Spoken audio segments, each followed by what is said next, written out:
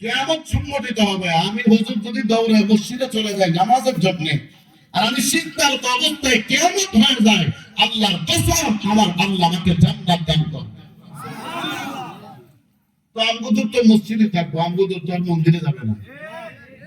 তারা দেখে না আমগুদুর কই থাকবো? মসজিদ। প্রত্যেকটা মুসলমানের দৌড় হলো মসজিদ পর্যন্ত, আর মসজিদের দৌড় হলো আল্লাহ তৈরি জান্নাত পর্যন্ত।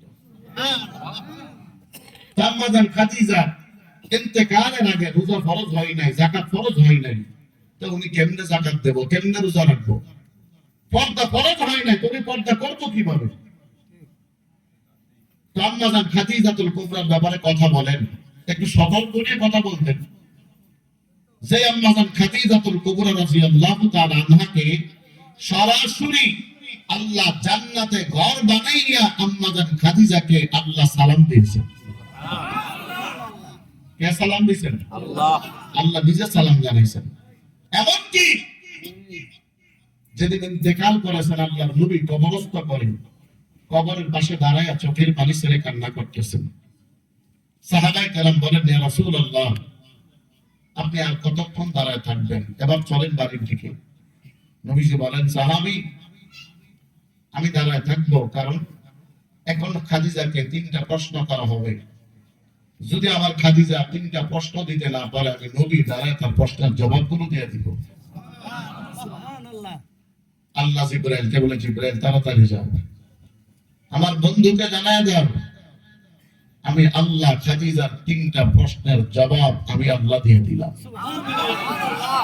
কে দিছেন? ওই খাদিজাকে নিয়ে কথা বলতে গেলে একটু সতর্কতার সাথে কথা বলা দরকার আছে কি নাই? আলোচনা বলেন। এরপর ওই বক্তারা, কারণ এগুলো তো মাদ্রাসায় পড়ে নাই, ভার্সিটির মানুষ, কথা ঠিক কিনা? এগুলো কি ভার্সিটির মানুষ, তারা কওমি মাদ্রাসা নিয়ে কথা বলে, মহিলা মাদ্রাসা নিয়ে কথা বলে। অথচ আমার দেশের মহিলা মাদ্রাসা যদি না থাকতো, বর্তমান যে প্রেক্ষাপট, 14ই ফেব্রুয়ারি ভালোবাসা দিবসে দেখা যায় ঢাকাতে, আমরা শেয়ার পর আছে কিনা আমি জানি না, ঢাকাতে রমনা বটমলে গেলে দেখা যায় কি অবস্থা।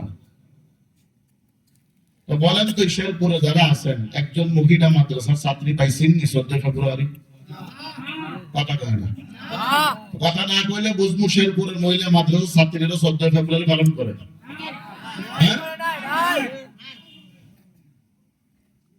মুসলমান ইমানদার,